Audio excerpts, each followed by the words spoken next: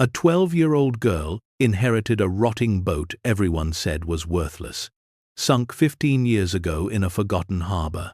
But when divers finally cut through the sealed cargo hold, what they pulled from the depths wasn't just treasure. It was a secret her grandfather had protected his entire life, one worth $240 million. Before we dive into the story, make sure to smash subscribe, because tomorrow we have an extra special story for you that will blow your mind. The salt air always smelled different in Harbor's Watch, Maine, not clean like the tourist brochures promised, but heavy with memory, thick with the weight of lives lived on the edge of the Atlantic. Maya pressed her forehead against the cold window of her grandmother's cottage, watching the morning fog roll across the small harbor, where fishing boats bobbed like tired dancers. She was 12 years old, small for her age, with her grandfather's green eyes and her grandmother's stubborn chin. 6 months ago, those eyes had watched Robert, the quietest man in town, lowered into the ground at Seaside Cemetery. He'd been a fisherman his whole life, or so everyone said. 73 years of waking before dawn, heading out in his cabin cruiser, and returning with just enough catch to get by. Never rich, never poor, just steady. Maya had loved him more than she could explain. Now, in the cramped kitchen of the cottage, where yellow wallpaper peeled at the corners and the heating bill sat unopened on the counter, Maya's grandmother, Ruth, poured weak coffee into chipped mugs. Ruth was 68, rail-thin, with silver hair pulled back so tight it seemed to hold her whole face together. She'd worked as a seamstress for 40 years, but arthritis had stolen the steadiness from her hands. The sewing machine in the corner sat silent, covered in dust. Money was disappearing faster than Ruth could count it. The property taxes were due, the roof leaked in 3 places, the truck needed new tires, and now the bank had started sending letters with words like foreclosure and final notice. That morning, they sat across from each other in the kitchen, neither one eating the toast that had gone cold on their plates. "We have to make some decisions," Ruth said quietly. Her voice carried the weight of someone who'd already made them in her head and just needed to say them out loud. Maya nodded, staring at her toast. She knew what was coming. "The house," Ruth continued. "We might need to sell it, move somewhere smaller, maybe inland where it's cheaper." Maya's throat tightened. This house was where her grandfather had taught her to tie fishing knots, where he'd told her stories about the sea while they sat on the porch watching storms roll in. This house smelled like him, like motor oil and coffee and the ocean. Losing it would be like losing him all over again. "Maybe we don't have to," Maya whispered. Ruth looked at her with eyes that had cried themselves dry months ago. "Baby, I don't see another way. I've looked at the numbers 50 times. We're drowning." Maya wanted to argue, wanted to promise she'd get a job, wanted to say anything that would stop the inevitable. But she was 12. What could she possibly do? The answer came 2 days later, delivered by a man in a gray suit who looked like he'd rather be anywhere else. Attorney Donald Preston stood on their crooked porch, holding a leather briefcase and an expression of mild discomfort. He was maybe 50, with thinning hair and glasses that kept sliding down his nose. "Mrs. Ruth?" he asked when Ruth opened the door. "I'm here about Robert's estate. I apologize for the delay. There were some complications with the paperwork." Ruth invited him in, though the cottage barely had room for the 3 of them, plus his oversized briefcase. They sat in the living room, Maya on the floor, Ruth in the armchair that sagged in the middle, and Donald on the couch that smelled faintly of mildew. He cleared his throat and opened the briefcase, pulling out a thin folder. "Robert's estate is modest," he began. "The house, as you know, was already in your name, Mrs. Ruth. There's a small savings account, roughly $3,200, which I've arranged to be transferred to you." Ruth nodded. It wasn't much, but it would buy them another month, maybe 2. However, Donald continued, adjusting his glasses, there is one additional asset. Robert left specific instructions that it be willed to his granddaughter, Maya. Maya sat up straighter. Her heart began to beat faster. Donald pulled out a single sheet of paper and read from it. To my granddaughter Maya, I leave the cabin cruiser Marigold and all contents therein. She will understand why, when the time comes. The room fell silent. Maya's mind raced. The Marigold. She'd heard her grandfather mention that name before, but only in passing, usually late at night, when he thought she was asleep. What cabin cruiser? Ruth asked, her brow furrowed. Robert sold his boat years ago when his back got too bad to fish. That was back in 2008, maybe 2009. Donald shifted uncomfortably. According to the will, the Marigold was registered to Robert's name up until his death. There's a harbor registration number and coordinates listed here. He slid the paper across to Ruth. She stared at it like it was written in a foreign language. I don't understand. Robert didn't have a boat. Not for the last 15 years. Perhaps he kept it docked somewhere else? Donald suggested weakly. Ruth shook her head. We couldn't afford 2 slips. Hell, we could barely afford groceries some months. Donald packed up his briefcase, clearly eager to leave. Well, the will is valid. The boat belongs to Maya now. If you can locate it, the title will be transferred to her name. He handed Ruth a business card. Call me if you have questions. After he left, Ruth and Maya sat in silence. Finally, Ruth spoke. Your grandfather was a lot of things, but he wasn't a liar.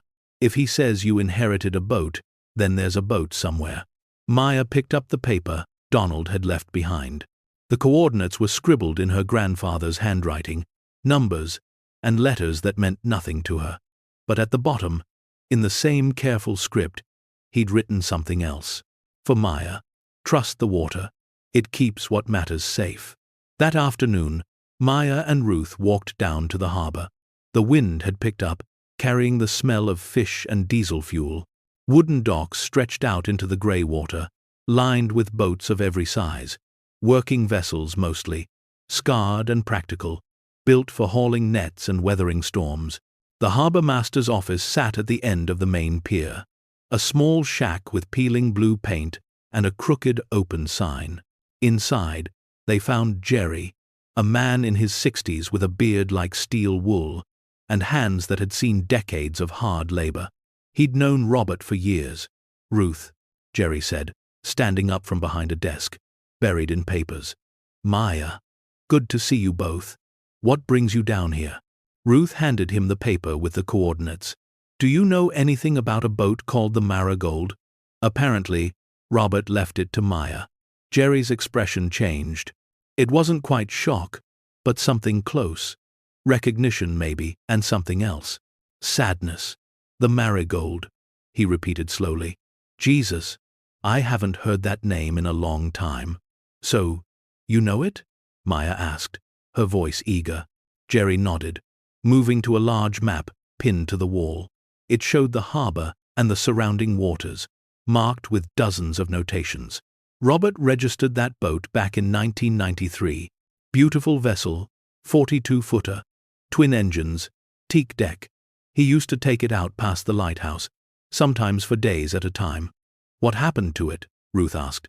Jerry traced his finger across the map until he found the coordinates Robert had written down. His finger stopped at a spot marked with a red X. She went down in 2009. Storm came through in November, tore half the docks apart. Robert had her anchored in a bad spot, too close to the rocks. She took on water and sank before anyone could get to her. Maya's heart sank. It's underwater? Jerry nodded. 60, maybe 70 feet down. Been there ever since. Harbor tried to raise it a few times for navigation safety, but Robert fought them on it. Said he'd take care of it himself, but he never did. Eventually, everyone just forgot about it. Why would he leave me a sunken boat? Maya asked, her voice small. Jerry looked at her for a long moment. Your grandfather was a complicated man, kid. He had his reasons for everything, even if they didn't always make sense to the rest of us. Ruth squeezed Maya's shoulder. "Come on, baby. Let's go home." But Maya didn't move. She stared at the red X on the map, at the coordinates that matched the paper in her hand. "Can we see it?" she asked suddenly. Jerry blinked. "See what?" "The boat. Can we go out there and see where it is?" Jerry looked at Ruth, who looked exhausted. "Maya, it's underwater. There's nothing to see." "Please," Maya said. "He left it to me. I just want to see where it is." Something in her voice must have reached Jerry, because he sighed and grabbed a set of keys from a hook on the wall. "All right. Give me 10 minutes to fuel up the launch." The harbor launch was a small aluminum boat with an outboard motor that sounded like it was held together with prayers and duct tape. Jerry piloted it slowly through the harbor, past the fishing boats and the tourist charters, past the lighthouse that stood guard at the harbor mouth. The water grew choppier as they moved away from shore. Maya sat in the bow, Ruth beside her, both of them silent. After about 15 minutes, Jerry cut the engine. "This is it," he said, checking a handheld GPS unit. "Give or take a few feet. The Marigold is directly below us." Maya leaned over the edge, peering into the dark water. She couldn't see anything but murk and shadows. The surface was restless, moving, alive. Somewhere down there, in the cold and the dark, was her grandfather's boat. The boat he'd fought to keep. The boat he'd left to her. "Why did he do it?" she asked, not really expecting an answer. "Why did he leave me something I can't even use?" Jerry's voice was gentle. "Maybe because he knew you'd ask that question. Maybe because he knew you wouldn't just walk away." Ruth wiped her eyes. "We should go back. There's nothing here for us." But Maya kept staring at the water. In her mind, she could see her grandfather on his boat, his weathered hands on the wheel, his eyes scanning the horizon. He'd spent more time on the water than on land.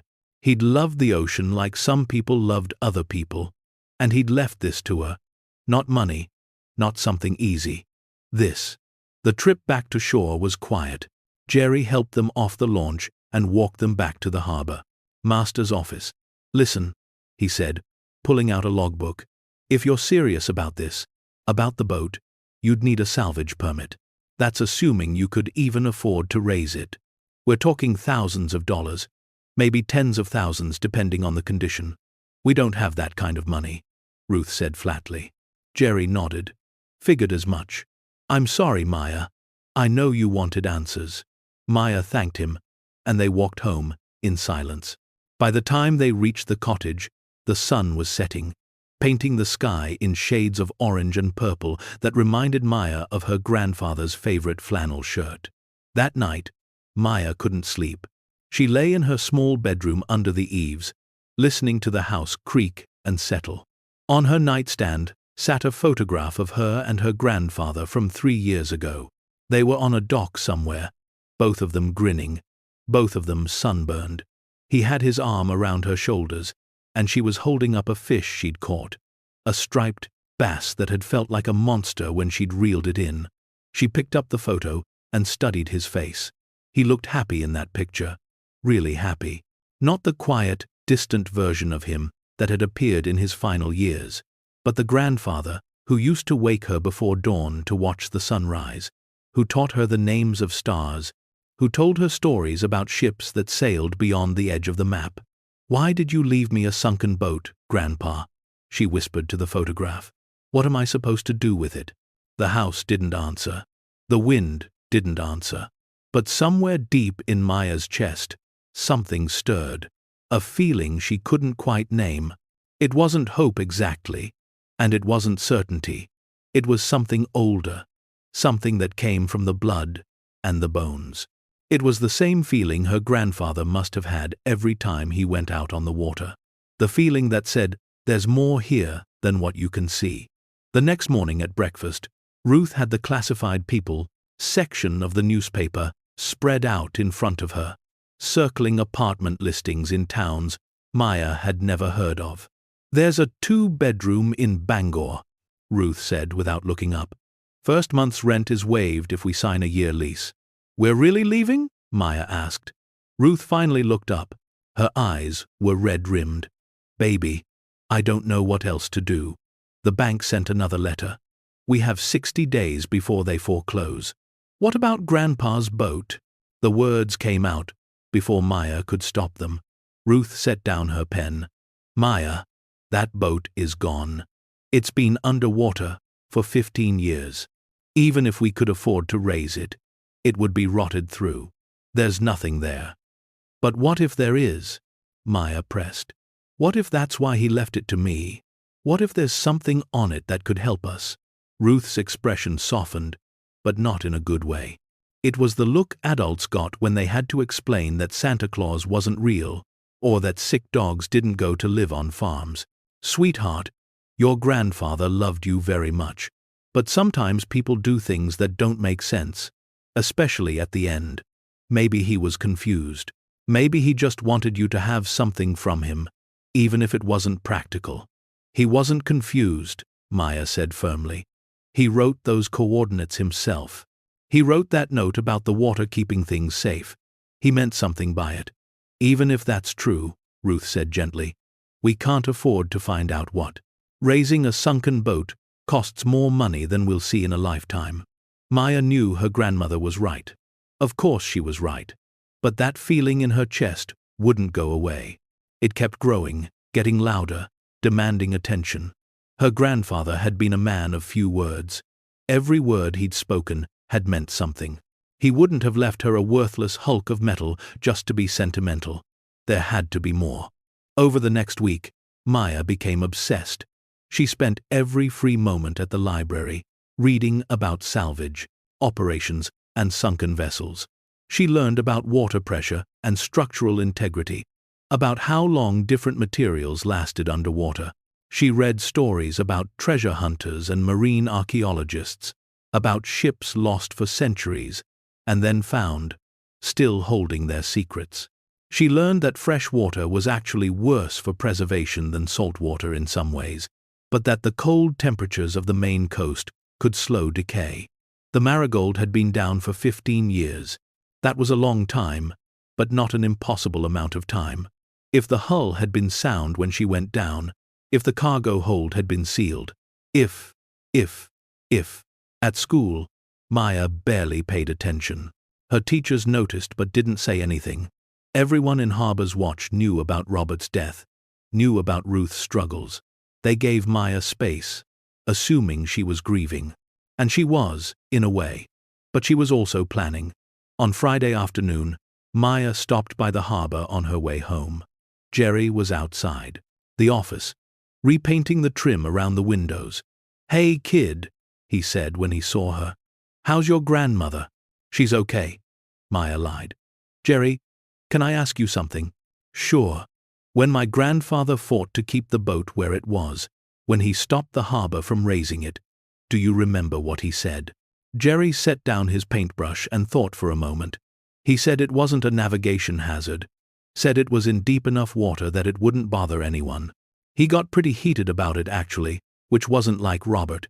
He was usually so calm. "Did he say why he wanted it left alone?" Maya pressed.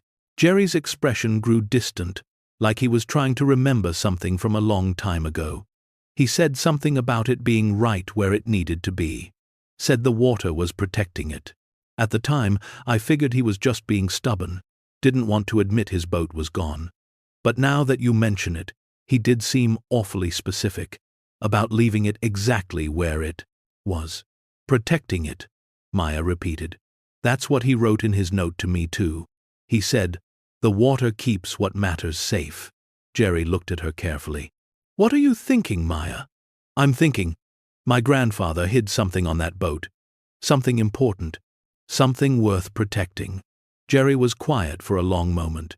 Then he said, "Even if that's true, getting to it would be nearly impossible without proper equipment and experienced divers.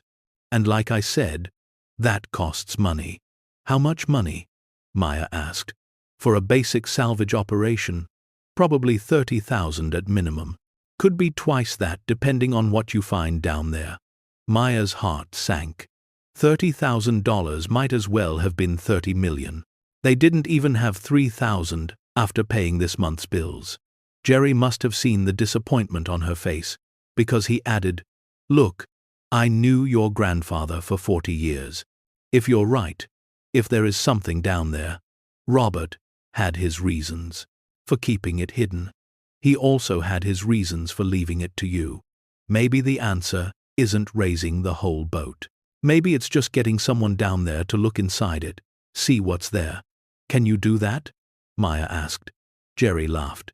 "Kid, I'm 64 years old, and I haven't been diving in 20 years. My knees barely get me up and down these docks. But I might know someone who can help." He disappeared into the office and came back with a business card. It was slightly faded, the corners bent. Ocean's Edge Dive School. It read, "Jesse Corman, instructor." "Jesse's good people," Jerry said. "Used to work with the Coast Guard. Now he teaches diving and does some marine salvage on the side. Lost his dad to the sea when he was about your age. He understands what it's like to have questions that can only be answered underwater." Maya took the card, holding it like it was made of something precious. "Thank you, Jerry." "Don't thank me yet," he said. "Jesse might take one look at this and tell you the same thing I did, that it's too dangerous or too expensive. But he's your best shot." That evening, Maya showed the card to Ruth. "Absolutely not," Ruth said immediately. "Maya, I know you want to believe there's some treasure down there, some magical solution to our problems, but life doesn't work that way." "But what if it does?" Maya argued. "What if just this once, there's something good waiting? What if Grandpa really did leave me something that could help?" Ruth closed her eyes. When she opened them, they glistened with unshed tears. "Baby, I can't lose you too. The ocean took your grandfather from me eventually. Took him slow, piece by piece, year by year. I watched him disappear into it. I won't let it take you too." "You won't lose me," Maya said. "I'm just asking someone to look, just to dive down and see what's there. Please, Grandma, please." The please broke something in Ruth. Maya could see it happen, could see her grandmother's resolve crumble, like the cliffs along the coast during a storm. "One dive," Ruth finally said. "That's all. If this Jesse person agrees to look and says there's nothing there, we drop this. We move to Bangor, we start over, and we let your grandfather rest." Maya nodded eagerly. "One dive. I promise." The next morning was Saturday. Maya called the number on the card at 8 a.m. As soon as she thought someone might answer, a man picked up on the third ring. "Ocean's Edge." "Hi," Maya said, suddenly nervous. "My name is Maya. Jerry from the harbor gave me your number. I need help with something." "What kind of help?" The voice was younger than she expected, maybe late 20s or early 30s. "I inherited a boat from my grandfather. It's been underwater for 15 years. I need someone to dive down and look inside it." There was a pause. "That's an unusual request, I know, but Jerry said you were the person to call. He said you understand about the ocean and about questions that need answers." Another pause, longer this time. "Where's the boat?" "Harbor's watch. Coordinates are on file with the harbor master." "And you're looking for what exactly?" "I don't know," Maya admitted. "But my grandfather left it to me for a reason. He wrote in his will that I'd understand why when the time came. I need to know what's down there." The man, Jesse, was quiet for so long, Maya thought he might have hung up. Then he said, "I'm free this afternoon. Meet me at the harbor at 2 o'clock. Bring whatever documentation you have about the boat and its location. I'm not making any promises, but I'll at least take a look at what we're dealing with." Maya's heart soared. Thank you so much." "Don't thank me yet," Jesse said, echoing Jerry's words. "Depending on the condition and depth, this might not be possible. But I'll assess the situation and let you know." Maya hung up and immediately told Ruth, who looked like she'd just agreed to let her granddaughter swim with sharks. "I'm coming with you," Ruth said. "You're not meeting some stranger at the docks alone." At 2 o'clock, they stood at the end of the main pier, wind whipping Ruth's hair loose from its tight bun. A truck pulled into the parking lot, newer than most vehicles in Harbor's watch, with Ocean's Edge Dive School printed on the side. A man got out, tall and lean, wearing a weathered jacket and carrying a dive bag over his shoulder. He had dark hair that needed cutting, and eyes that looked like they'd seen things that still kept him up at night. This was Jesse. He walked toward them with the easy confidence of someone who'd spent most of his life on docks and boats. "Maya?" he asked. Maya nodded. "This is my grandmother, Ruth." Jesse shook both their hands. His grip was firm, but not aggressive. "Jerry called me this morning, gave me a bit more context. Said your grandfather was Robert." "Yes," Ruth said. "Did you know him?" "Only by reputation," Jesse replied. "But in a town this small, everyone knows everyone's story eventually. I heard he was out on the water more than he was on land." "That's true," Ruth said quietly. Jesse turned to Maya. "So you think there's something on this boat worth finding?" Maya nodded. "I know there is. I can feel it." Jesse's expression softened. "I lost my dad when I was 13. Fishing accident. He went out one morning and never came back. I spent years wondering if there was something I could have done, some sign I missed, some way I could have stopped it. I know what it's like to need answers about someone you loved." He paused. "So I'll do this. I'll dive down and look at your boat. If it's accessible and safe enough to enter, I'll go inside and see what's there. But I need you to understand something." "What?" Maya asked. "If there's nothing there, if it's just an empty boat rotting on the ocean floor, you have to accept that. You have to let it go. Sometimes, the people we love leave us with mysteries we can't solve, and that has to be okay. Can you do that?" Maya looked at her grandmother, then back at Jesse. She thought about her grandfather, about his rough hands and quiet voice, about the way he'd looked at the ocean like it was a living thing he could have a conversation with. She thought about the note he'd left. "Trust the water. It keeps what matters safe." "Yes," she said. "I can do that." Jesse nodded. "Then let's go see what your grandfather left behind." Jesse's truck rattled down the dirt road toward the public boat launch. Maya squeezed between him and Ruth in the front seat. The dive bag in the back shifted with every bump, equipment clanking like nervous percussion. The afternoon sun had broken through the morning clouds, turning the harbor water from gray to a deep, restless blue. Jesse parked near the dock where his boat waited, a 24-footer with twin outboards and enough deck space for dive operations. It wasn't fancy, but it looked solid, reliable. The kind of vessel built for work, not show. "Before we do this," Jesse said, turning off the engine, "I need to set some ground rules." Maya nodded eagerly. Ruth looked like she was already regretting this decision. "First, you stay on the boat. Both of you. No matter what I find down there, you don't come in the water. Second, if conditions are unsafe, if visibility is too poor or the structure is unstable, I'm coming back up and we're done. I'm not risking my life, or yours, for a mystery." "Understood." They both agreed. Jesse grabbed his gear and led them down to the dock.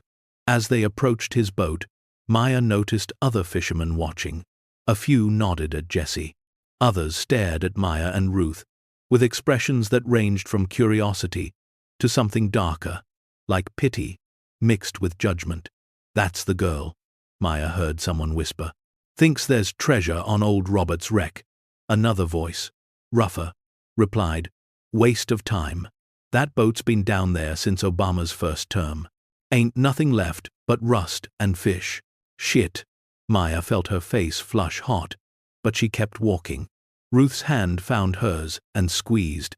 Jesse either didn't hear the comments or chose to ignore them. He helped them aboard, started the engines, and pulled away from the dock with practiced ease. The boat cut through the harbor, past the commercial fishing vessels and the handful of pleasure boats that hadn't been winterized yet. The lighthouse loomed ahead, white against the blue sky, its light dormant in the afternoon sun. Jerry gave me the coordinates, Jessie said, checking the GPS mounted near the wheel. It's about 20 minutes out. The depth there is around 65 feet, which is well within recreational diving limits. But 15 years underwater, even in cold water, that's a long time. I'm expecting significant deterioration. What if you can't get inside? Maya asked. Jessie glanced at her. Then, we'll know the answer. Sometimes that has to be enough. They rode in silence after that, the engines humming, the wind pulling at their hair and clothes. Maya watched the shoreline recede, watched Harbor's watch become smaller, watched the world shrink down to just water and sky. This was what her grandfather had seen every day. This vastness, this endless horizon. She understood now why he'd been so quiet on land. The ocean was loud enough to fill anyone's head with sound. Jerry had been right about the location. It was far enough from the harbor entrance to avoid commercial traffic, but close enough that Robert could have reached it easily. When Jessie cut the engines, the sudden silence felt profound, broken only by the slap of waves against the hull and the cry of gulls overhead. "This is it," Jessie announced, studying the GPS. "Your grandfather's boat is directly below us." He began unpacking his dive gear with the efficiency of someone who'd done this thousands of times. Wetsuit first, then BCD, tank, regulator, fins, mask. He checked every piece of equipment twice, testing valves and connections. Maya watched, fascinated by the ritual of it. "How long will you be down there?" Ruth asked, her voice tight with anxiety. "Depends on what I find," Jessie replied, pulling on the wetsuit. "At this depth, I've got about 40 minutes of bottom time before I need to worry about decompression, but I'll probably come up sooner. First dive is just reconnaissance, getting a lay of the land." He secured the tank to his back and sat on the edge of the boat, fins dangling over the water. "If I'm not up in 45 minutes, call the Coast Guard. Jerry has their direct number." Ruth's face went pale. "You're scaring me." Jessie's expression softened. "I'm being cautious, not reckless. I've done hundreds of dives in worse conditions, but the ocean demands respect. You don't take chances." He fitted his mask, checked his regulator one last time, and gave them a thumbs up. Then, he rolled backward into the water. The splash seemed too small for a grown man in full gear. Maya rushed to the edge and looked down. She could see Jessie's form descending, bubbles rising from his regulator in silver streams. He grew smaller, darker, until he disappeared entirely into the blue-green murk. Then there was nothing but water and waiting. Ruth sat down heavily on the bench seat, her hands clasped so tight her knuckles showed white. Maya stayed at the rail, staring down as if she could somehow see through 65 feet of ocean to where her grandfather's boat lay sleeping on the bottom. Minutes crawled by. 5, then 10, then 15. Maya's legs started to ache from standing, but she didn't move. What was Jessie seeing down there? Was the boat even recognizable after all this time? Or had the ocean reclaimed it entirely, reduced it to a skeleton of corroded metal and rotted wood? At 20 minutes, Ruth called out, "Maya, come, sit down. You're making me nervous." Maya reluctantly left her post and sat beside her grandmother. "What if there's nothing?" Maya asked quietly. Ruth pulled her close. "Then we tried. That's more than most people do. We asked the questions. We looked for answers. That matters, baby, even if we don't find what we're hoping for." At 27 minutes, the water beside the boat erupted with bubbles. Jessie's head broke the surface, his mask pushed up on his forehead, his expression unreadable. He swam to the boat and grabbed the ladder. Maya and Ruth rushed over to help him aboard. He pulled off his fins and mask, breathing heavily, not from exertion but from something else. Excitement, maybe, or disbelief. "Well?" Maya asked, unable to contain herself. "Is it there? Did you find it?" Jessie sat down, water streaming off his wetsuit. He looked at Maya, then at Ruth, then back at Maya. "It's there," he said slowly. "And it's not what I expected." "What do you mean?" Ruth asked. Jesse ran a hand through his wet hair. "The Marigold is intact. More than intact. The hull is solid, no major breaches. The windows are still in place. She's sitting upright on a sandy bottom, almost like she was parked there intentionally." "That's good, right?" Maya said. Jesse nodded. "It's more than good. It's remarkable. Most boats that sink in storms get torn apart by the waves, smashed against rocks. But your grandfather's boat looks like it was settled there deliberately. And there's something else." He paused, choosing his words carefully. "The boat is sealed. Not just closed up, but sealed. Someone welded steel plates over the doors and hatches. From the outside, the air seemed to leave Ruth's lungs. Welded? Why would Robert do that?" "I don't know," Jesse admitted. "But it gets stranger. There's a cargo hold accessible from the deck, and it's got industrial locks on it. The kind you'd see on a safe or a bank vault. Not on a fishing boat. I couldn't get inside without cutting equipment, but I could see through a gap in the seal. There are containers down there, metal containers, stacked and secured." Maya's heart was pounding, so hard she could hear it in her ears. "Containers of what?" "I couldn't tell," Jesse said. "But whatever's inside, your grandfather went to extraordinary lengths to protect it. We're not talking about a fisherman storing his gear. This was deliberate, planned, professional. What happens next will turn this search upside down, reveal a truth nobody expected, and remind us why sometimes the quietest people carry the most powerful secrets. Stay tuned to see what happens next. If you're enjoying the story, please like, share, and subscribe for more. The ride back to Harbor's Watch was different from the ride out. Before, there had been uncertainty, hope, mixed with doubt. Now there was something else, something electric and dangerous. Confirmation. Robert had hidden something on that boat, something valuable enough to weld shut, something important enough to seal away with industrial locks. As they approached the dock, Maya noticed more people than before. Word had somehow spread. Maybe someone had seen them leave with Jesse. Maybe Harbor's Watch was just that kind of town where everyone knew everyone's business before it even happened. Jerry was waiting at the end of the pier, arms crossed, his expression unreadable. Jesse tied off the boat and helped Maya and Ruth onto the dock. Jerry looked at Jesse, some unspoken communication passing between the two men. "Well?" Jerry asked. Jesse glanced at the growing crowd of onlookers, then back at Jerry. "We should talk in your office." Inside the cramped harbor master's office, with its smell of old coffee and diesel fuel, Jesse explained what he'd found. Jerry listened without interrupting, his weathered face growing more troubled with each detail. When Jesse finished, Jerry sat down heavily in his chair. "Industrial locks," he repeated. "Sweet Jesus, Robert, what were you into?" "You had no idea?" Ruth asked. Jerry shook his head. Robert kept to himself. "Always did. But I never suspected anything like this. He seemed like every other fisherman in Harbor's Watch, working hard, keeping his head down, making enough to get by. Except he wasn't just fishing," Jesse said. "That boat was set up for something else. The cargo hold was modified, reinforced. That's not standard equipment." Maya had been quiet, processing everything. Now she spoke up. "Can you open it? Can you get inside the hold and see what's in the containers?" Jesse turned to her.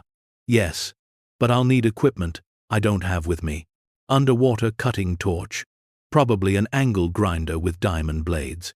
That's specialized gear, and it's not cheap to rent." "How much?" Ruth asked, though her tone suggested she already knew the answer wouldn't be good. "For the equipment rental, maybe $2,000 for a day, but that's assuming I can even cut through the locks. If they're as heavy-duty as they looked, it might take multiple attempts. $2,000. They didn't have $2,000. They barely had $200. After this month's bills, Maya felt the hope that had been building start to crumble. What if we asked people to help? Maya said suddenly. What if we told the town what we found and asked them to chip in? Jerry and Jessie exchanged glances. Maya, Jerry said gently, people in Harbor's Watch don't have money to spare. Times are hard for everyone. Then maybe someone has equipment we could borrow. Maya pressed. Or knows someone who does. We have to try. Ruth looked at her granddaughter, and Maya could see the war happening behind her eyes. The practical part that said this was foolish, that they should walk away, that chasing mysteries didn't pay bills, and the part that loved Maya enough to let her hope. All right, Ruth said quietly. We'll ask. Word spread through Harbor's Watch faster than a spring tide. By evening, everyone knew that Maya had inherited a sealed boat with mysterious cargo, that Jessie had dived down and found it intact, that industrial locks protected something valuable enough to hide for 15 years. The town split into camps almost immediately. At Thompson's Gas and Feed, where locals gathered for coffee and gossip, opinions ran hot. It's probably drugs, someone said. Robert was always going out at odd hours. Maybe he was running something illegal. Robert, another voice countered. The man barely said 2 words to anyone. You really think he was some kind of smuggler? Then, explain the industrial locks. Explain why he sealed it up like Fort Knox. Maybe it's treasure. Real treasure. Like from a shipwreck or something. In Harbor's Watch, the most exciting thing that ever happened here was when the McDonald's opened in 1996. Maya heard the rumors at school on Monday. Other kids, most of whom had never talked to her before, suddenly wanted to know everything. What had Jessie seen? What did she think was in the containers? Was she going to be rich? She answered as honestly as she could, which was to say she answered nothing because she didn't know anything. But the attention made her uncomfortable. It felt invasive, like everyone was watching her, waiting for her to fail or succeed, so they could have something to talk about. Some reactions were worse than curiosity. On Tuesday afternoon, when Maya stopped at the post office to mail a letter for Ruth, Mrs. Patricia cornered her by the stamp machine. Patricia was maybe 70, with hair dyed an unnatural shade of red and a voice that could cut glass. Your grandfather was a good man, Patricia said, though her tone suggested otherwise. Don't go ruining his memory by turning this into some circus. I'm not trying to ruin anything, Maya said, trying to edge past her. I just want to know what he left me. Some things are better left buried, Patricia continued. Robert had his reasons for sealing that boat up. Maybe you should respect that and leave it alone. Maya felt anger flare hot in her chest. He left it to me. In his will. He wanted me to find it, Patricia sniffed. Or maybe he left it to you, hoping you'd be smart enough not to open it. Maya left before she said something she'd regret. But Patricia's words stuck with her. What if there was a reason her grandfather had sealed the boat? What if whatever was inside was dangerous or illegal or shameful? What if finding it would destroy the memory of the man she'd loved? That night, unable to sleep, Maya found Ruth sitting at the kitchen table, the laptop open in front of her, its glow illuminating her tired face. What are you doing? Maya asked. Ruth looked up. Research. Trying to find out if there were any reports of missing ships or treasure in this area around the time your grandfather would have been diving. And nothing concrete. But there are always stories, legends, Spanish gold, pirate treasure, merchant ships that went down in storms. Most of it is probably myth. Ruth paused. There is one thing, though. Back in the early 2000s, there was a wealthy estate sale in Portland. Some old money family liquidating their collection. The news articles say several valuable items went missing during transport. Jewelry, rare coins, some artwork. Never recovered. When was this? Maya asked. Ruth checked the screen. 2003. 4 years before your grandfather supposedly stopped fishing. Maya felt a chill run down her spine. You think he found those items? Or stole them? I don't know what to think, Ruth admitted. But if that's what's down there, if that's what's in those containers, this becomes complicated very fast. We'd be talking about potentially stolen property, insurance claims, maybe even criminal charges. Grandpa wasn't a thief, Maya said firmly. Ruth reached across the table and took her hand. I know, baby, I know, but the world doesn't care what we believe. If there's valuable property on that boat, property that was reported stolen or lost, there will be people who come looking for it. And they won't all be friendly. As if summoning them with the mere mention, the next day brought the first stranger. Maya and Ruth were having breakfast when a black sedan pulled up outside the cottage, expensive-looking and completely out of place on their gravel driveway. A man stepped out, maybe 45, wearing a suit that probably cost more than their monthly rent. He knocked on the door with the confidence of someone used to being let in. Ruth answered, keeping the screen door latched. Can I help you? The man smiled, but it didn't reach his eyes. Good morning. My name is Lawrence. I'm a private investigator, working for a client who has interest in maritime salvage rights. I understand you've recently located a sunken vessel in the harbor. Who told you that? Ruth asked, her voice sharp. Lawrence's smile widened slightly. It's a small town. People talk. I'm here to make an offer. What kind of offer? He pulled a business card from his pocket and held it out. Ruth didn't take it. My client is willing to purchase the salvage rights to the vessel for $10,000. Cash. Today. You sign over the rights, we handle everything else, and you walk away with enough money to take care of whatever financial difficulties you're facing. Maya appeared behind Ruth. It's not for sale. Lawrence looked at her, his expression shifting to something that might have been amusement. You must be Maya, the heir. You're, what? 12? 12 and a half, Maya said, lifting her chin. And my grandfather left the boat to me. It's not for sale. Everything's for sale, sweetheart. It's just a question of price. What would it take? 15,000. 20. Ruth stepped forward, putting herself between Lawrence and Maya. The answer is no. Now, get off our property. Lawrence's pleasant demeanor cracked slightly. You have no idea what you're dealing with. If there's valuable property on that vessel, property that belongs to someone else, you could be facing serious legal consequences. My client is offering you a way out. I suggest you take it. Goodbye, Mr. Lawrence, Ruth said firmly, and shut the door. Through the window, they watched him stand there for a moment, staring at the cottage. Then he returned to his sedan and drove away. Ruth leaned against the door, breathing hard. That was a mistake.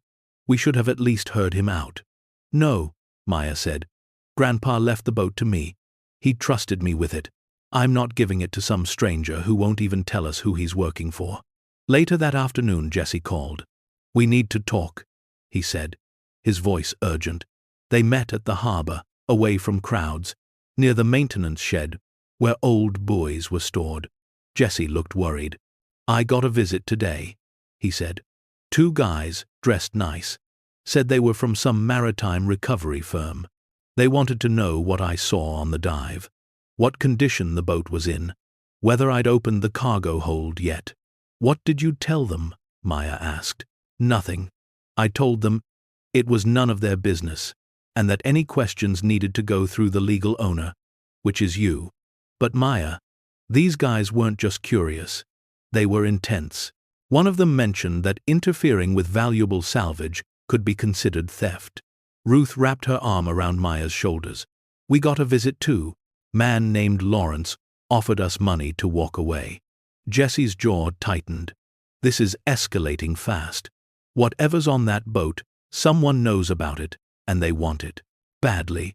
Which means it's worth something, Maya said. Which means Grandpa really did leave me something important. Or dangerous, Jesse countered. Maya, I need you to understand what you're getting into here. If there are multiple parties interested in this salvage, if there's disputed ownership of whatever's in those containers, this could get legal very quickly. Courts, lawyers, Maybe even criminal investigations. I don't care, Maya said, surprising even herself with the firmness in her voice. I don't care if it's complicated or dangerous or expensive. My grandfather spent his whole life on the water. He came home every day smelling like salt and fish, with his hands rough and his back bent. He never complained, never asked for anything, just worked. And then he died. And the only thing he left me was a boat everyone says is worthless. Except it's not worthless. He knew that. He sealed it up and protected it, because he knew someday someone would try to take it. And that someone is me. I'm not walking away. Jessie looked at Ruth, who nodded slowly. She's right. Robert chose Maya for a reason. Maybe because he knew she'd be stubborn enough to see this through. Jessie sighed, running a hand through his hair. All right. Then we do this, right. We get the equipment. We open the hold. We document everything we find. And we make sure it's all legal and above board. But we need help. We need people we can trust. Jerry, Ruth said immediately. And there's a lawyer in town, Sharon. She's helped me with some paperwork before. She's honest. I know a marine surveyor, Jessie added. Guy I used to work with in the Coast Guard. He can help us document the salvage properly. Make sure everything's by the book. Over the next 3 days, a small team formed. Jerry contributed what he could from the harbor's emergency fund. Enough to cover part of the equipment rental. Sharon, the lawyer, agreed to work pro bono in exchange for a small percentage if anything valuable was recovered. Jessie's friend, Marcus, the marine surveyor, drove up from Portland with cameras and documentation equipment. And then there were the volunteers. Danny, a welder who'd known Robert from church, offered his cutting equipment for free.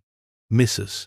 Chen from the library brought her teenager son, who was studying engineering and wanted to help document the process. Even some of the fishermen who'd been skeptical at first started offering support.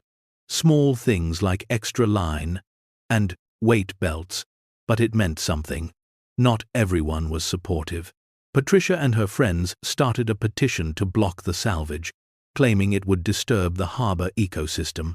Someone spray-painted, "Leave it alone," on the side of Jerry's office, and the black sedans kept appearing, always watching, always waiting. On Friday morning, 1 week after Jessie's first dive, the team assembled at the dock. The equipment was loaded. The plan was set. They would go out to the site. Jessie and Marcus would dive together. They'd cut through the locks, open the cargo hold, and document whatever they found inside. Maya wore her grandfather's old fishing jacket, too big for her, smelling faintly of him. Ruth held her hand as they walked down the pier. People lined the dock, some supportive, some hostile, all curious. Jessie started the engines. The team climbed aboard. Jessie, Marcus, Jerry, Sharon, Danny, with his cutting equipment, and Maya and Ruth. As they pulled away from the dock, Maya looked back at Harbor's watch. The town that had been her whole world suddenly felt smaller, less permanent. Whatever they found today would change things. She could feel it in her bones, in the wind, in the way the water moved beneath the boat's hull. They were about to uncover something that had been hidden for 15 years. Something her grandfather had protected with industrial locks and welded steel. Something powerful people wanted badly enough to send investigators and make threats. The question wasn't whether they'd find it. The question was what they'd do with it once they did. The morning they were scheduled to open the cargo hold, Maya woke before dawn. She'd barely slept, her mind spinning with possibilities and fears. What if the containers held nothing but rotted documents? What if her grandfather had been protecting something illegal after all? What if this entire journey ended in disappointment, or worse, disgrace?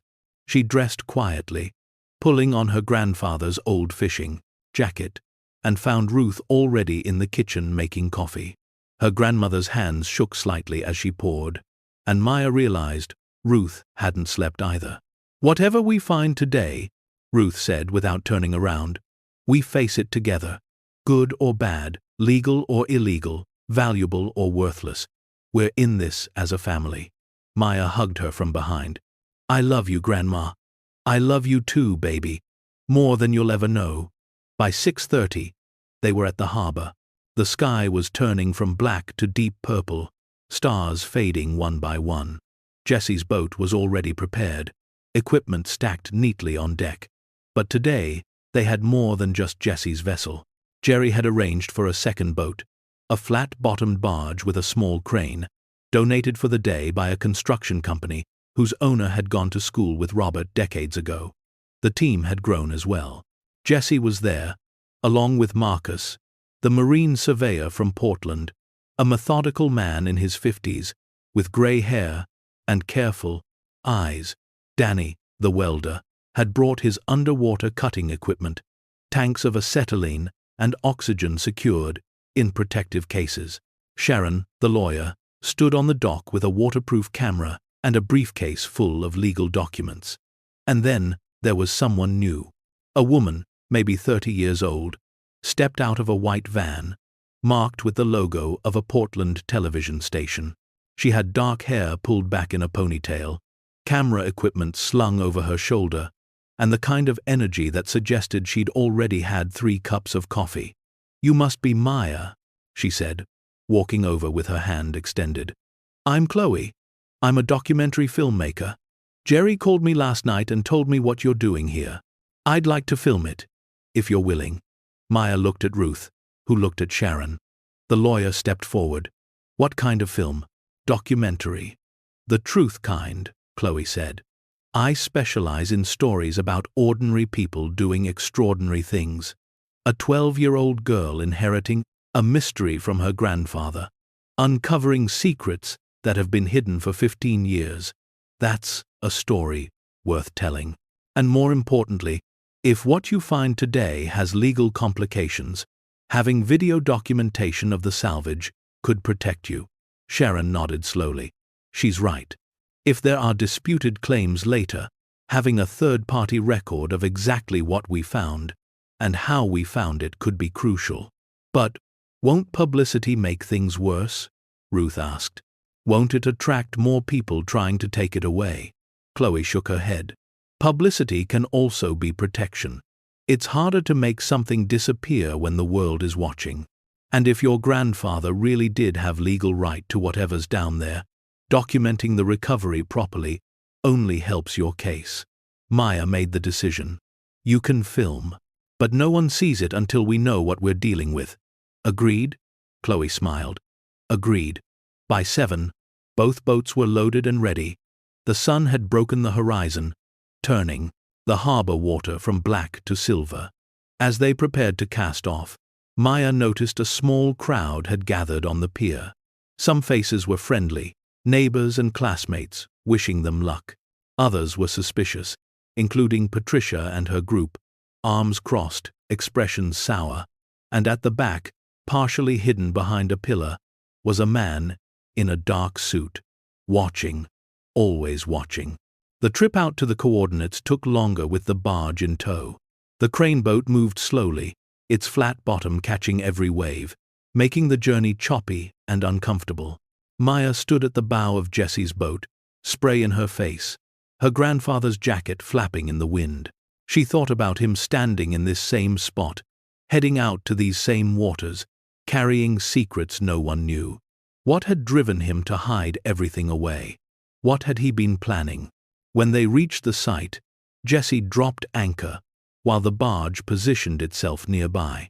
The water was calmer here, protected by the curve of the coastline. Below them, 65 feet down, lay the Marigold and whatever answers she held. All right, Jesse said, gathering everyone on deck. Here's how this works. Marcus and I dive first. We'll use the cutting equipment to get through the locks on the cargo hold. Once we're inside, we'll assess what's there and whether it's safe to bring containers up.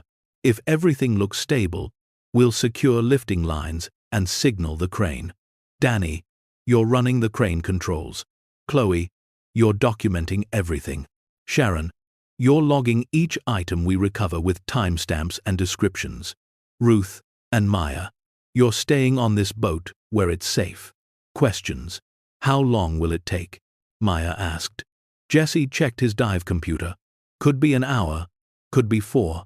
Those locks looked industrial grade. We might have to cut through steel plating just to access them. But we'll keep you updated through the underwater radio system. He and Marcus suited up, their movements practiced and efficient.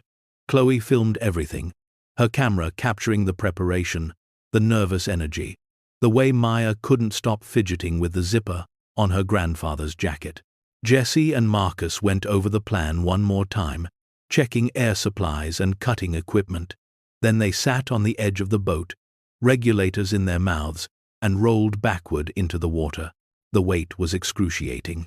Maya watched the dive timer on the surface computer, watched the bubbles rise and pop, watched the sun climb higher in the morning sky. On deck, Ruth paced. Sharon organized her paperwork for the 3rd time. Danny tested the crane controls. Chloe filmed the empty water. The waiting, the tension that stretched like a cable about to snap. At 40 minutes, the underwater radio crackled to life. Jesse's voice came through, distorted but understandable. We're through the outer plating, accessing the lock mechanism now. More waiting. The sound of metal on metal echoed up from below, carried by some acoustic trick of the water. Then, at 53 minutes, Jesse's voice again, excited this time. We're in. The cargo hold is open. A long pause. So long that Ruth grabbed Maya's hand and squeezed until both their knuckles went white. Jesus Christ. Jesse's voice finally came through. You need to see this. We're securing the first container now, sending it up. Danny moved to the crane controls. Within minutes, a cable from below went taut. The crane whined as Danny activated it, the cable pulling against invisible weight.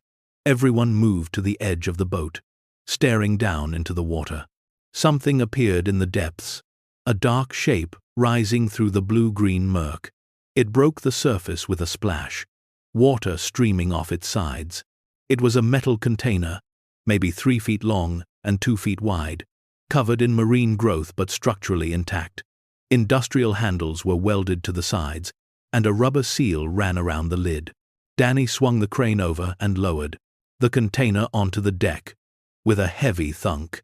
Everyone stared at it. No one moved. Well? Ruth finally said. Open it. Sharon stepped forward with a crowbar, but her hands were shaking. Jesse had said to document everything, so Chloe filmed as Sharon worked the crowbar under the lid's seal. It resisted at first, then gave with a sharp crack. The lid lifted. Inside, wrapped in waterproof plastic and nested in foam, were smaller containers. Sharon lifted one out carefully and peeled away the plastic.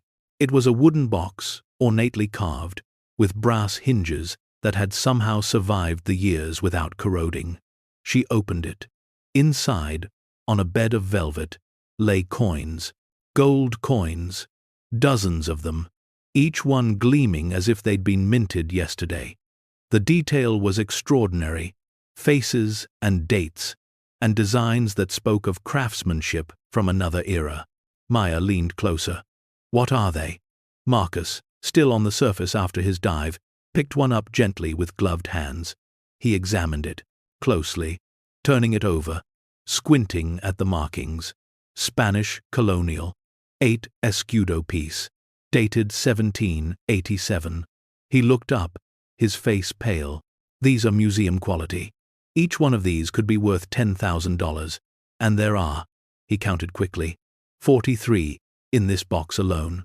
Ruth sat down hard, $10,000 each. Sharon was already opening the next container from the same box. This one held jewelry. Not costume jewelry, but the real thing. Diamond necklaces, sapphire rings, emerald bracelets, each piece wrapped individually, each piece protected and preserved. Some looked antique, Victorian era, or earlier. Others were more modern, but no less valuable. Chloe's camera captured everything, her hands steady even as her voice shook. This is incredible. The underwater radio crackled. "There are more containers down here," Jesse reported.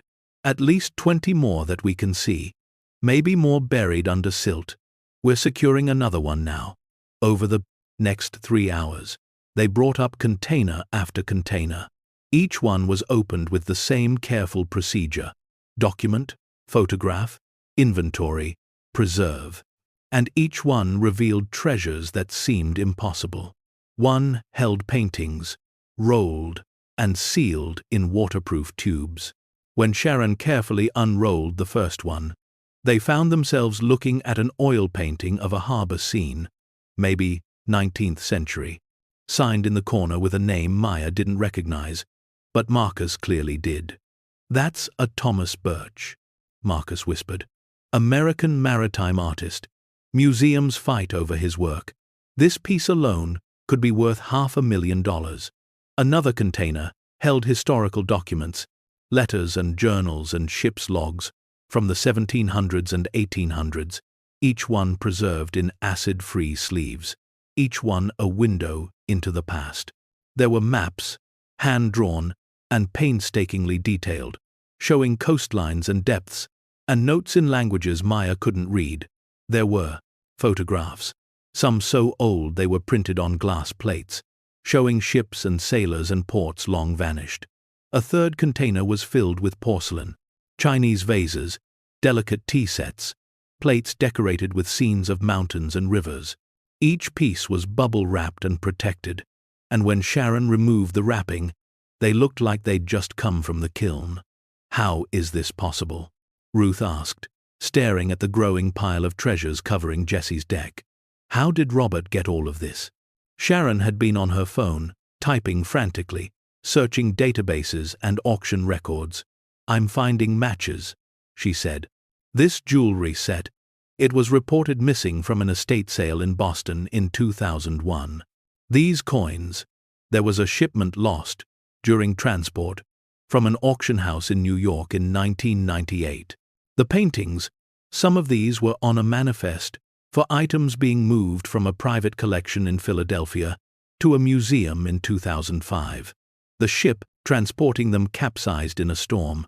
The cargo was written off as lost." "So he stole them?" Maya asked, her voice small. "No," Sharon said firmly. "These items were legally lost. Insurance paid out on most of them. They were sitting on the ocean floor or in abandoned warehouses or in estate liquidations where no one claimed them. What your grandfather did was recover them. Legally." Marcus nodded. "I think I understand now. Robert wasn't a fisherman. I mean, he was, but that was his cover. He was a marine salvage specialist. He dove on wrecks, bought up unclaimed estate items, tracked down lost shipments. Everything legal, everything documented. But why hide it?" Maya asked. "Why seal it all away?" Jesse's voice came through the radio. He and his dive partner had been working underwater for hours, rotating to avoid exhaustion. "I think I found why. There's a waterproof case down here, bigger than the others. It's chained to the deck. Looks like it was meant to be found last. We're bringing it up now. This container was different from the others.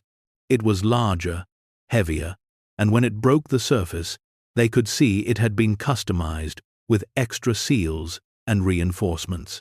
The lid was secured with bolts, not just latches. Danny used a socket wrench to remove them one by one.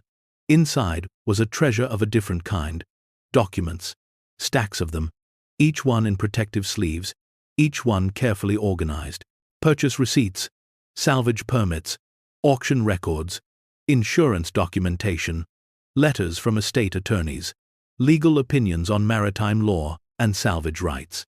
And, at the very top, a letter in Robert's handwriting, addressed to Maya. Sharon handed it to her. Maya's hands shook as she unfolded the yellowed paper. The ink had held, protected from the water by the container's seals. She read aloud, her voice breaking. "My dearest Maya, if you're reading this, then you found what I spent my life protecting. I know it must seem strange, all this hidden away, beneath the water. Let me explain. For 40 years, I recovered items that the world had given up for lost. Shipwrecks, estate liquidations, insurance write-offs, abandoned storage units. I had the permits, the legal right, the documentation, but what I didn't have was trust in the system. I watched as museums closed, as private collectors hoarded beautiful things, as corporate raiders bought culture and locked it away. I wanted something different. I dreamed of a place where ordinary people could see history, touch it, understand it. A maritime heritage museum here in Harbor's Watch. A place that would educate and inspire, not just display. Maya paused, wiping her eyes. Ruth put an arm around her. She continued reading. But I ran out of time. My health failed. My resources dried up. And I realized I wouldn't live to see my dream completed. So I sealed everything away, protected it from those who would scatter it to the highest bidders. I left it to you, Maya, because you have something I never did. You have time, you have youth, and you have the courage to ask questions even when everyone tells you to stay silent. Build the museum. I couldn't. Show the world what one man spent a lifetime preserving. And know that every time someone walks through those doors and learns something new, I'll be proud of you. All my love, Grandpa Robert. No one spoke for a long time. The only sounds were the waves lapping against the hull, the cry of gulls, and Chloe's quiet filming. Finally, Sharon cleared her throat. There's more in here. A complete inventory, appraisals from 3 different certified evaluators, legal opinions on ownership. He documented everything.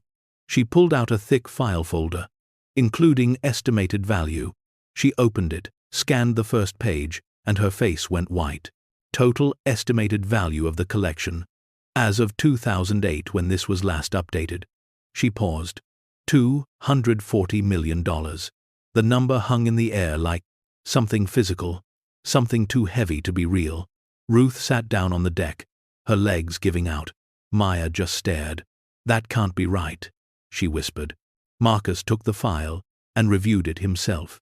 These are professional appraisals. Conservative estimates, if anything. With the rarity of some of these pieces, the historical significance, the condition they've been kept in, they could be worth even more at auction. So, Maya's rich? Danny asked bluntly. Sharon shook her head. Not exactly. The money is meaningless without legal recognition. We need to prove Robert's ownership, validate his salvage claims, and navigate the insurance issues for items that were paid out decades ago. This could take years in court. Unless we do what Robert wanted, Maya said quietly. Everyone turned to look at her. She stood up, her grandfather's jacket hanging on her small frame, and there was something in her expression that hadn't been there before. Something solid, certain. We build the museum. We don't sell anything. We prove ownership, document everything, and we create the heritage center Grandpa dreamed of, right here in Harbor's Watch. And we don't let anyone take it from us. Ruth looked at her granddaughter, this 12-year-old girl who'd inherited an impossible burden and was somehow strong enough to carry it. That's a huge undertaking, baby.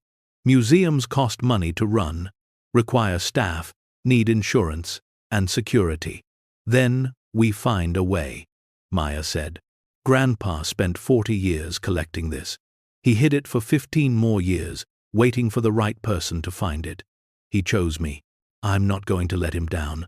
Jesse hauled himself back onto the deck, dripping wet, his face exhausted but exhilarated. There's more down there. We've only scratched the surface. Could be another 20, 30 containers, maybe more. Then we keep going, Maya said. We document every single piece. We prove Grandpa's ownership, and we tell his story. Chloe lowered her camera, her eyes bright. This is the most incredible thing I've ever filmed. When this gets out, and it will get out, your life is going to change dramatically. You understand that, right? Maya looked around the boat at the treasures covering the deck, at the impossible wealth that had been sleeping beneath the harbor, at the documents proving her grandfather's careful, legal, passionate life's work.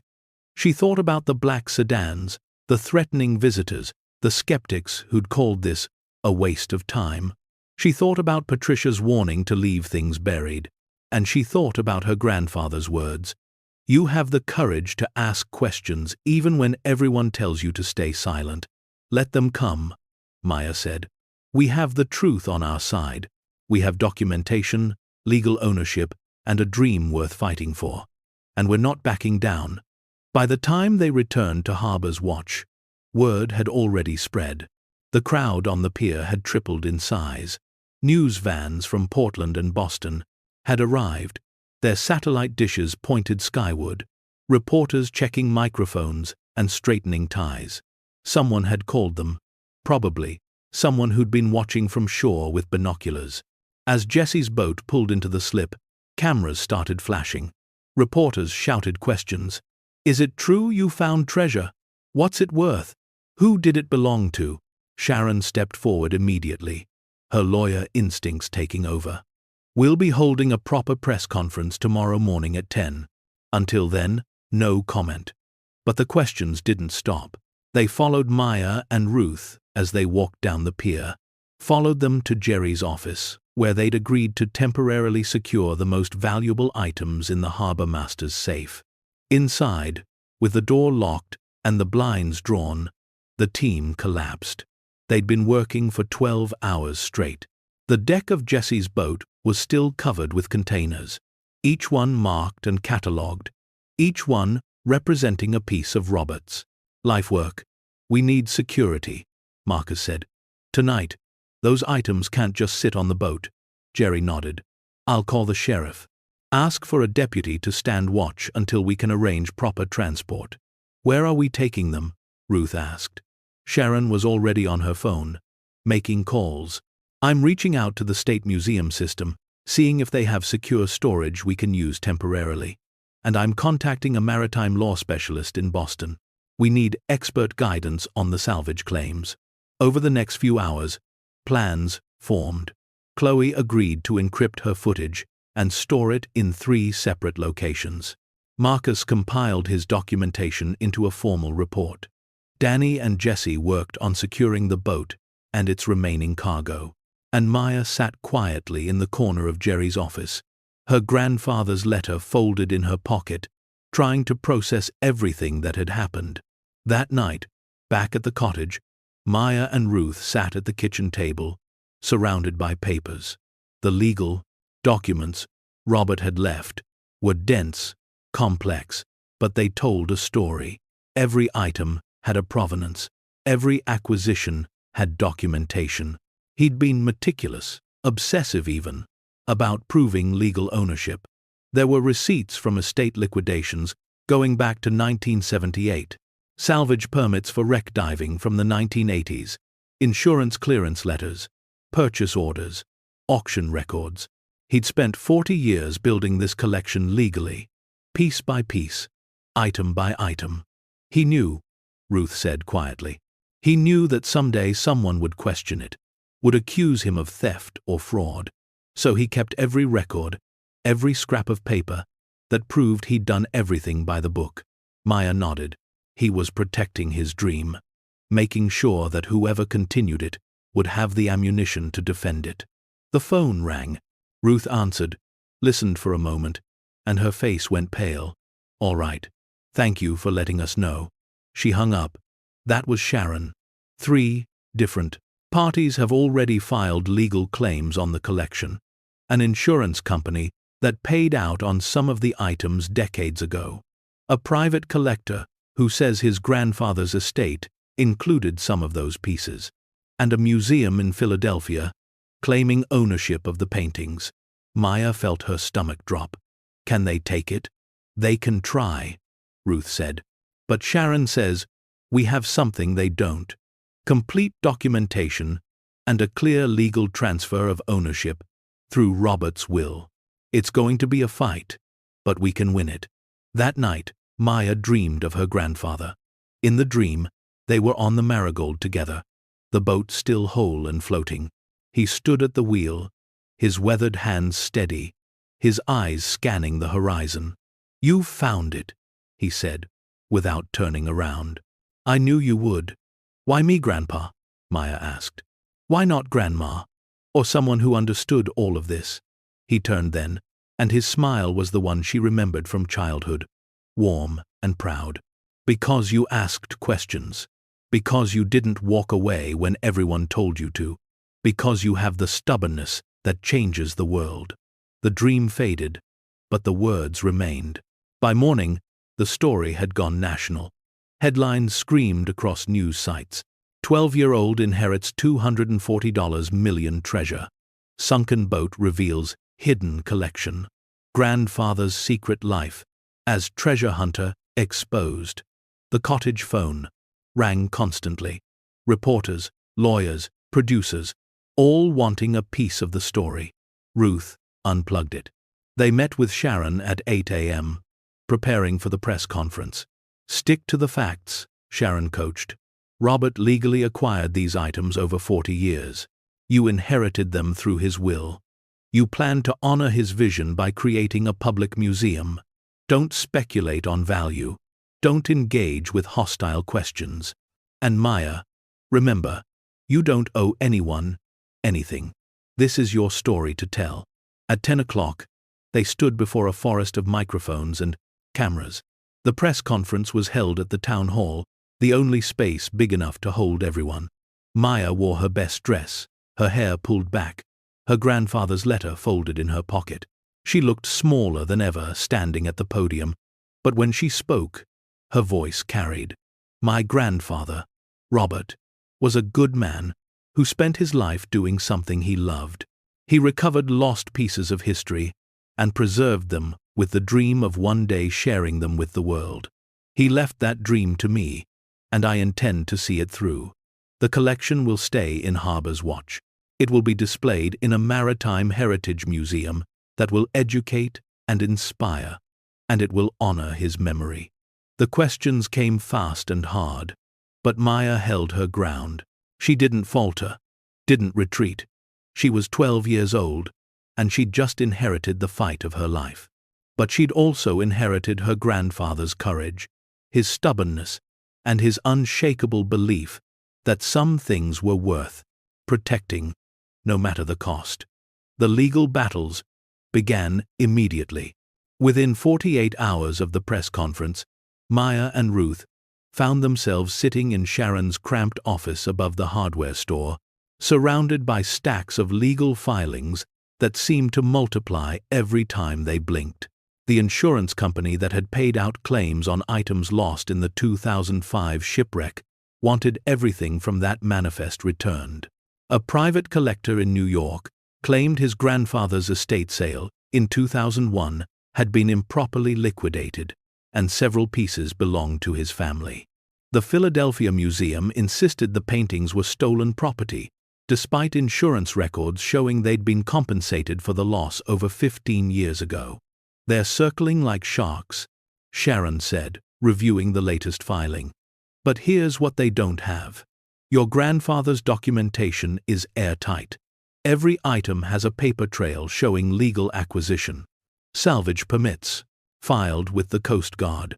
Purchase receipts from legitimate estate liquidators. Insurance clearance letters stating items were legally abandoned or written off. Robert spent 4 decades building an unassailable legal position." "So we can win?" Maya asked, her voice small but determined. Sharon nodded. "We can win. But it won't be fast, and it won't be cheap. We're looking at months, maybe years of litigation, court fees, expert witnesses, authentication costs. Even with pro bono representation, we're talking about expenses in the hundreds of thousands." Ruth's face fell. "We don't have that kind of money. We barely had enough to keep the house. Which is why," a new voice said from the doorway, "you need proper representation and backing." They turned to see a woman in her 60s, silver hair cut short, wearing a tailored suit that spoke of old money and older principles. She carried herself with the kind of authority that made even Sharon straighten in her chair. "Margaret Whitmore," she introduced herself, stepping into the office. I represent the Whitmore Foundation for Maritime Heritage. We fund preservation projects, historical research, and public education initiatives related to maritime history. I've been following your story since the press conference. We're not selling, Maya said immediately. Margaret smiled. I'm not here to buy. I'm here to help. Your grandfather's collection represents one of the most significant private assemblages of maritime artifacts in the country. The fact that he intended it for public education rather than private profit makes it even more valuable. My foundation would like to offer legal and financial support in exchange for partnership in the museum project. Sharon leaned forward. What kind of partnership? We cover all legal expenses for establishing ownership. We provide funding for proper storage, conservation, and authentication of the collection. We help you navigate the bureaucracy of creating a non-profit educational foundation. And in return, the museum, when it opens, carries both the names Robert Hayes Maritime Heritage Foundation and Whitmore Foundation as partners. Why would you do this? Ruth asked suspiciously. Margaret's expression softened. Because 30 years ago, my husband died in a maritime accident. He was a marine archaeologist, spent his life recovering history from the ocean floor. He always said that the treasures we pull from the deep don't belong to individuals. They belong to everyone, to the collective human story. Your grandfather understood that. I want to help you honor both their legacies. Maya looked at Ruth, who looked at Sharon. The lawyer reviewed the documents Margaret had brought, her expression growing more impressed with each page. This is legitimate, Sharon finally said, and incredibly generous. With this backing, we could fight every claim and win. Then we accept, Maya said. On one condition. My grandfather's name comes first on everything. This was his dream before it was mine. Margaret extended her hand. Deal. Over the next 6 months, the legal machinery ground forward. Authentication experts examined every piece in the collection, confirming origins and legitimacy. Maritime law specialists testified about salvage rights and legal acquisition procedures. Insurance investigators reviewed decades-old claims and grudgingly acknowledged that Robert's documentation was flawless. One by one, the legal challenges fell away. The insurance company's claim was dismissed when courts ruled that items paid out over 15 years ago, with no attempt at recovery, constituted legal abandonment. The private collector's case collapsed when Robert's purchase receipts from the estate liquidator proved he'd acquired the items through proper legal channels. The Philadelphia Museum's claim lingered longest, but eventually their own records showed they'd accepted insurance payment and released all claims to the lost paintings. Back in 2006, by the 8-month mark, the collection was legally and unquestionably Maya's, but the process had revealed something else. As authentication experts examined each piece, as historians researched provenance and significance, the estimated value climbed. The conservative $240 million estimate from 2008 was now considered low. With current market values, with the historical significance of several pieces that had been undervalued, with the completeness of the collection's documentation, experts now placed the value somewhere between $320 and $380 million. The numbers were staggering, almost meaningless in their magnitude. But Maya barely paid attention to them. She was focused on something else entirely. On a cold February morning, she stood in an empty warehouse on the outskirts of Harbor's Watch. The building had once been a fish processing plant before the industry declined. It sat, vacant for 12 years, weathered and worn but structurally sound. High ceilings, good bones, and most importantly, enough space to house a dream. This is it, Maya said, her breath fogging in the cold air. This is where we build Grandpa's museum.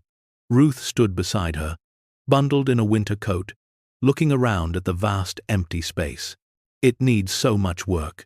New walls, climate control, security systems, display cases. The Whitmore Foundation has pledged $2 million for renovation and setup, Sharon reminded them. And the town council just approved a matching grant. Plus, we've had donation pledges from all over the country. People who saw your story and want to be part of it. Jessie walked through the space with Marcus, both of them examining the structure with professional eyes. The foundation is solid, Jessie called out. Roof needs some patching, but it's repairable. With the right team, we could have this ready in 6 months. 6 months, Maya repeated. It seemed impossibly fast and impossibly slow at the same time. Over the next weeks, the project took shape. Architects donated designs. Construction companies offered materials at cost. Local workers volunteered their time. The entire town of Harbor's Watch seemed to rally behind the project. Even Patricia, who'd been one of the loudest skeptics, showed up one Saturday with her church group to help clean and prep the space. I was wrong about you, she told Maya gruffly. About your grandfather, too. This thing you're building, it's going to put Harbor's Watch back on the map. But it wasn't just about the town. As word spread about the Robert Hayes Maritime Heritage Foundation, as the story of a 12-year-old girl honoring her grandfather's dream captured imaginations, something remarkable happened. Donations poured in from across the country. A retired teacher in Kansas sent $50 with a note saying she believed in preserving history. A tech entrepreneur in California pledged $500,000 for educational programming. A group of elementary students in Texas held a bake sale and sent $217 they'd earned selling cookies. The foundation grew beyond anything Maya had imagined. With Margaret's guidance and Sharon's legal expertise, they established not just a museum, but a comprehensive educational initiative. The Robert Hayes Maritime Heritage Foundation would include the museum, yes, but also scholarship programs for students interested in marine science, grants for maritime preservation projects, and educational outreach to schools across the region. Your grandfather saved history, Margaret told Maya during one planning meeting. Now you're using that history to create futures. That's the real treasure. By May, the warehouse transformation was remarkable.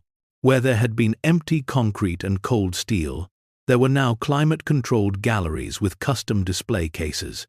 Interactive exhibits explained maritime history and salvage techniques.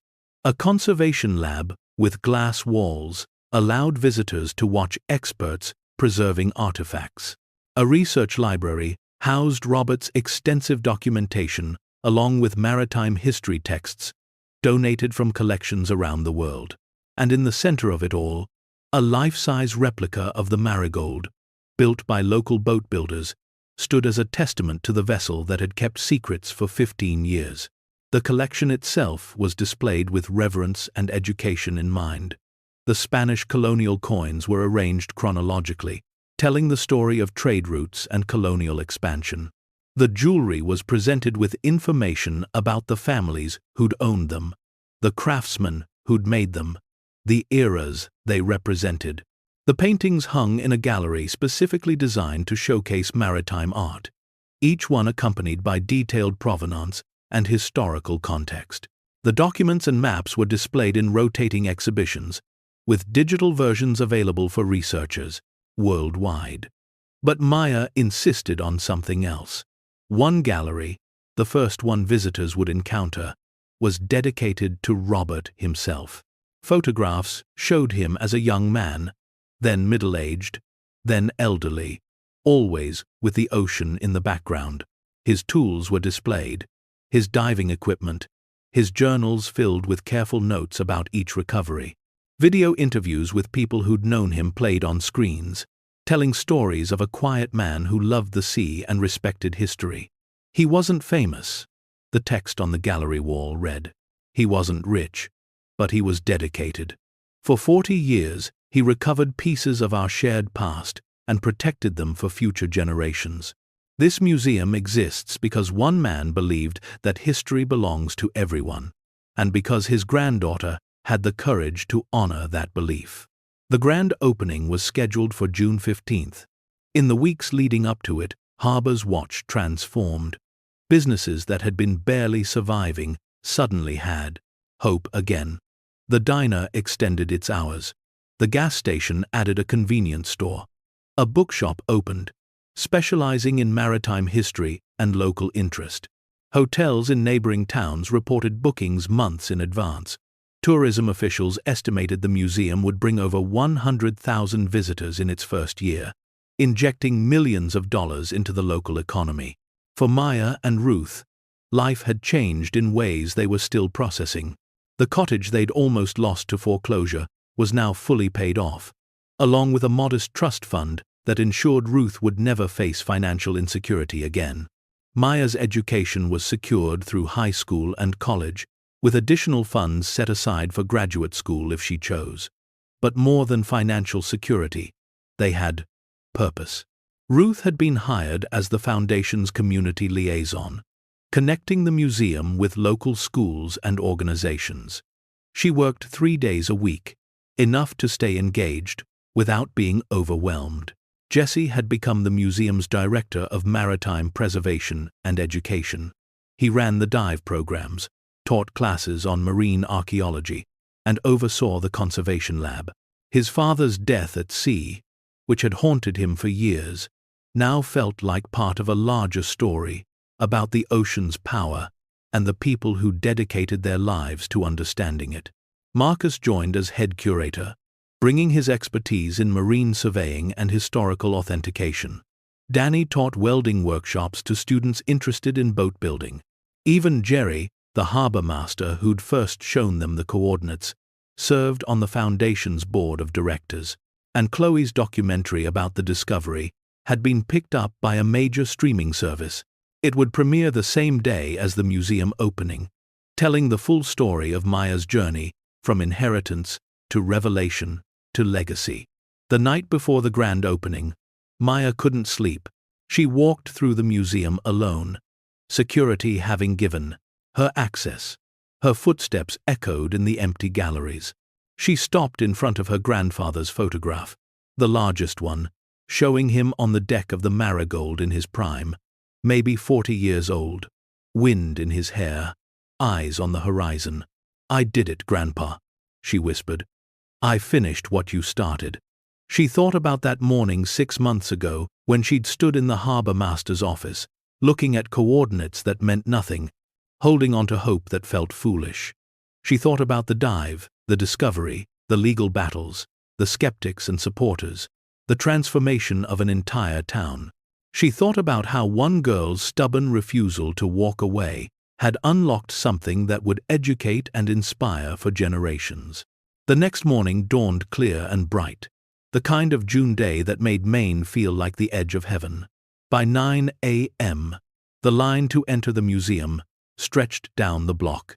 Local residents, tourists who'd driven hours, press from national outlets, all waiting for the doors to open at 10. A temporary stage had been set up outside the entrance. Maya stood behind it with Ruth, Sharon, Margaret, and the rest of the team. She wore a simple blue dress and her grandfather's compass on a chain around her neck, a gift from Ruth that morning. "You ready?" Ruth asked, squeezing her hand. Maya nodded. She was 13 now. Her birthday had passed during the renovation. She was taller, her voice stronger, her confidence built not from arrogance, but from having survived something impossible and come out the other side. At exactly 10 o'clock, Sharon stepped to the microphone. "Ladies and gentlemen, thank you for being here today. What you're about to witness is more than the opening of a museum. It's the fulfillment of a dream that began over 40 years ago with a man named Robert Hayes."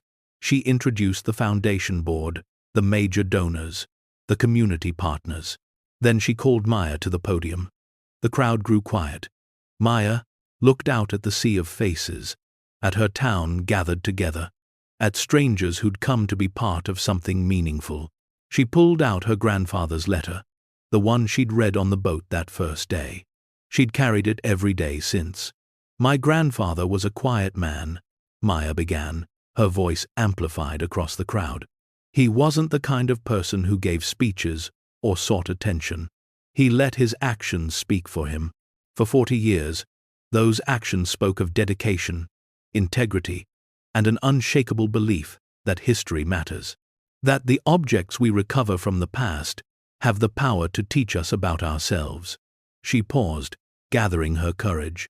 When I inherited a sunken boat, everyone told me to walk away.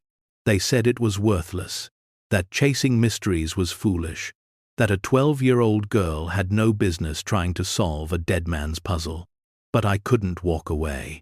Because my grandfather chose me. He could have left this to anyone, could have made it easy, could have included instructions, but he didn't. He left me coordinates and a note that said I'd understand when the time came. He trusted me to be brave enough to ask questions, stubborn enough to find answers, and strong enough to honor his vision. Her voice grew stronger. This museum isn't just about the treasures inside. It's about what we do when someone we love leaves us with something impossible. Do we give up? Do we take the easy path? Or do we trust that they saw something in us we didn't see in ourselves? My grandfather saw courage I didn't know I had. He saw determination that surprised even me. And he saw a future where one person's lifetime of dedication could become a community's shared legacy. She looked directly at the crowd now, tears in her eyes, but her voice steady. Every item in this museum was recovered legally and ethically by a man who believed in doing things the right way, even when the right way was harder. Every piece has been preserved and will be shared freely with anyone who wants to learn from it. This isn't a private collection locked away. This is public history, open to everyone, educational and inspiring. And it exists because my grandfather had faith. Faith that history matters. Faith that ordinary people can do extraordinary things. And faith that a 12-year-old girl would be strong enough to carry his dream forward. She held up a brass key, larger than the ones Jessie had used to open the locks, specially made for this ceremony. So today, we're not just opening a museum, we're opening a promise kept. We're opening 40 years of dedication to the world. We're opening a space where past and future meet, where anyone can come to learn and be inspired. The Robert Hayes Maritime Heritage Foundation is open. She turned and inserted the key into the ceremonial lock on the museum's front door. It turned smoothly. The doors swung wide. The crowd erupted in applause. Over the next hours, thousands of people streamed through the galleries. Children pressed their faces against display cases, marveling at gold coins and jeweled necklaces. Adults read the historical plaques with interest, taking photos, asking questions. Elderly visitors wiped away tears in Robert's memorial gallery, touched by the story of a man who dedicated his life to something larger than himself. The conservation lab drew crowds, people watching as experts carefully cleaned a recently recovered plate. The replica of the marigold became a favorite photo opportunity, families posing beside the vessel that had held so many secrets. In the research library, scholars were already making appointments to study Robert's documentation. The detail of his records, the completeness of his provenance research, had created an invaluable resource for maritime historians. Universities were reaching out about partnerships. Documentary producers wanted to tell stories about individual items in the collection. And through it all, Maya walked the galleries. With Ruth, watching people connect with history, watching education happen in real time, watching her grandfather's dream become reality. By evening, as the last visitors left and the staff began closing procedures, Maya stood again in front of her grandfather's photograph. Ruth joined her, slipping an arm around her shoulders. "He'd be so proud of you," Ruth said softly. "I know he is," Maya replied. "I can feel it. Every time someone learns something new here, every time a kid gets excited about history, every time this place reminds someone that ordinary people can do extraordinary things, that's him being proud." The next months brought continued growth. The scholarship program awarded its first grants to 5 local students studying marine biology and maritime archaeology. The educational outreach brought museum exhibits to schools across 3 states. And Harbor's Watch, once a dying fishing town, found new life as a destination for history lovers and curious travelers. Property values stabilized. Young families moved in. Businesses thrived. The transformation was remarkable, all stemming from one girl's refusal to give up, from one grandfather's lifetime of dedicated work, from a community that rallied behind something bigger than themselves. A year after the opening, Maya stood on the deck of Jesse's boat, at the coordinates where the marigold still rested on the ocean floor. They'd decided to leave the boat where it lay, to designate it as an underwater heritage site. Divers could visit with proper permits, but it would remain undisturbed, a testament to the journey that had begun there. Maya dropped a wreath into the water, flowers for her grandfather, gratitude for everything he'd taught her without words. "Thank you," she said to the waves, to the deep, to the memory of a quiet man who'd changed her life. "Thank you for believing I could do this. Thank you for leaving me something impossible and trusting I'd find a way. Thank you for showing me that courage isn't about being fearless. It's about being terrified and doing it anyway." The wreath floated for a moment, then began to sink. Following the same path countless bubbles had traced during those first dives. Maya watched until it disappeared, and then she turned back toward Harbor's Watch, toward the museum that bore her grandfather's name, toward the future he'd made possible. She'd started this journey as a 12-year-old girl with nothing but a sunken boat and a mystery. She'd ended it as a 13-year-old founder of one of the most significant maritime heritage foundations in the country.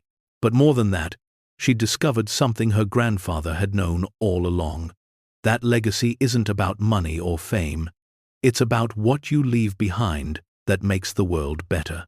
It's about having the courage to protect something valuable, even when no one else understands why. It's about trusting the people you love to carry forward what you started.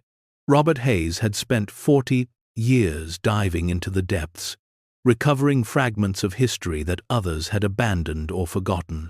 He'd preserved them carefully, documented them thoroughly, and hidden them safely, waiting for someone worthy to continue his mission. He'd chosen Maya not because she was the smartest or the strongest or the most qualified. He'd chosen her because she had something more important. She had heart. She had the stubbornness to ask questions when everyone told her to stay quiet. She had the courage to dive into unknown waters. She had the faith to believe that one person really could make a difference. And she had proven him right. The museum stood as testament to what happens when dedication meets determination. When a lifetime of quiet work finds someone brave enough to shout about it. When history buried beneath the waves rises to educate and inspire a new generation. Anyone can inherit money or property, but Maya Hayes inherited something far more valuable. She inherited purpose, responsibility, and the unwavering belief that some legacies are worth fighting for, no matter the cost. As the afternoon sun painted the harbor water gold, Maya sat beside Ruth on the boat's bench seat, both of them watching Harbor's Watch grow larger as they approached. The museum's roof was visible now, solar panels gleaming, the foundation's flag flying, their town, their legacy, their promise kept. "You know what the best part is," Maya said. Ruth looked at her. "What's that, baby?" "Somewhere out there, there's probably a kid like me, someone who feels small and powerless and invisible, and maybe they'll hear this story.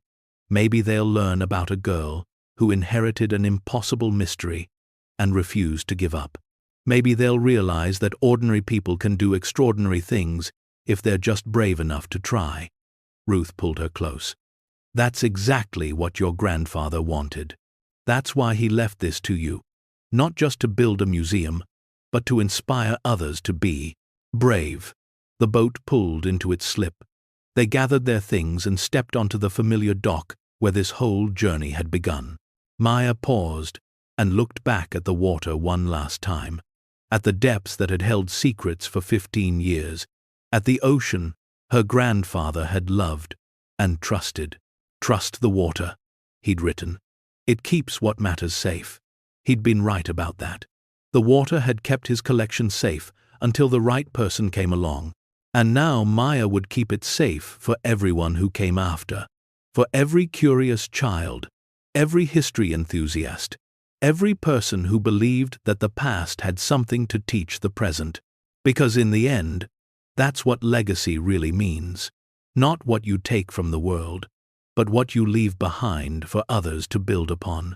Not the treasures you hoard, but the knowledge you share.